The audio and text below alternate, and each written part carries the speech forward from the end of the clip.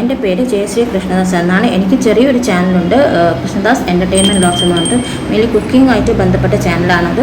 നിങ്ങൾക്ക് എൻ്റെ cooking videos ഇഷ്ടമാവുകയാണെങ്കിൽ ദയവ് ചെയ്ത് ഒന്ന് സബ്സ്ക്രൈബ് ചെയ്യുക, ലൈക്ക് ചെയ്യുക, ഷെയർ ചെയ്യുക.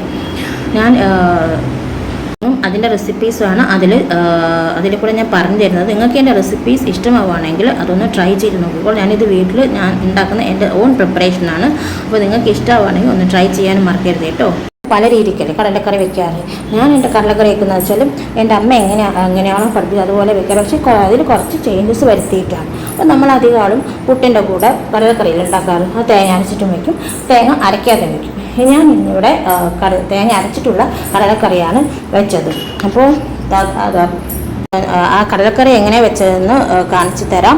അപ്പോൾ നമുക്ക് ഞാനെങ്ങനെ കടല വെച്ചതെന്ന് പറഞ്ഞാൽ അപ്പോൾ കടല റെസിപ്പിയിലേക്ക് പോകാം. ഇന്ന് പുട്ടിന് കടലപ്പൂട്ടാനാണ് വയ്ക്കാം. അതിനുവേണ്ടി ഞാൻ തലേന്ന് കടല കുതിർത്ത് വെച്ചിട്ടുണ്ട്. മറ്റേ കടലയില്ലേ, കറുത്ത കടല അത് കുതിർത്ത് വെച്ചിട്ടുണ്ട്.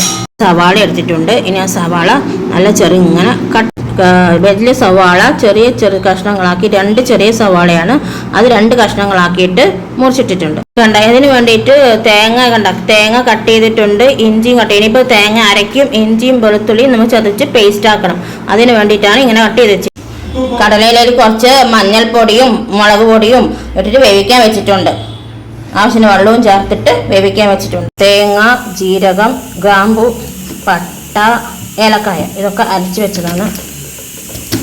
2 ചെറിയ സവാള അരിഞ്ഞതും കുറച്ച് കറിവേപ്പിലയും പിന്നെ മല്ലിയിലയും എടുത്തിട്ടുണ്ട്. കറിവേപ്പിലയും മല്ലിയിലൊക്കെ നമ്മൾ അവസാനം ഇടും.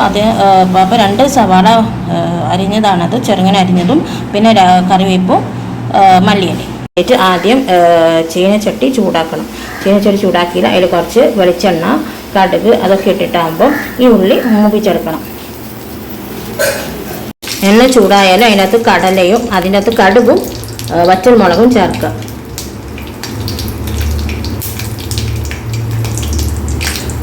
അങ്ങനെ നമ്മൾ കടുകും ഇതൊക്കെ ഇട്ടതിന് ശേഷം ഉള്ളി മൂപ്പിച്ചെടുക്കണം.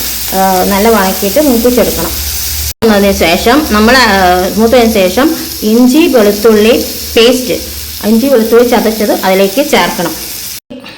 ഉപ്പും കുറച്ച് മല്ലിപ്പൊടിയും ചേർക്കുക. അതായത് നമ്മൾ കടല വേവിച്ചത് നമ്മൾ കുക്കറിൽ വിസിൽ പോയിട്ടാകുമ്പോൾ അതിലേക്ക് കടലിട്ടതിന് ശേഷം അതിലേക്ക് കുറച്ച് കല്ലുപ്പോ പൊടിയുപ്പോ ചേർക്കുക.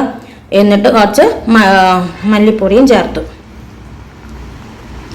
അതായത് നമ്മൾ എണ്ണ ഇട്ടിട്ട് ഉള്ളി മൂപ്പിച്ചതിന് ശേഷം ഇഞ്ചിയും വെളുത്തുള്ളി ചതച്ച് ചേർക്കുക. എന്നിട്ട് അതിലേക്ക് കടല നമ്മൾ വേവിച്ച് വെച്ച കടലയില്ലേ, അത് വിസിലൊക്കെ പോയിട്ട് വേവിച്ച് വെച്ച കടല ഇടുക. അതിലേക്ക് കുറച്ച് ഉപ്പും മല്ലിപ്പൊടിയും ചേർക്കണം. അതിലേക്ക് തേങ്ങ അരച്ച് വെച്ച തേങ്ങയും കൂടി ചേർക്കണം.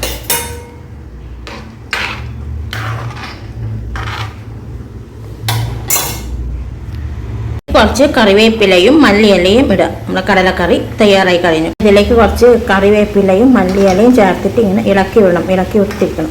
എന്നിട്ട് നല്ലോണം കുറച്ച് സമയം വേവിക്കണം. ഇങ്ങനെ നമ്മൾ ഇളക്കി കൊടുത്തുകൊണ്ടേ ഇരിക്കണം.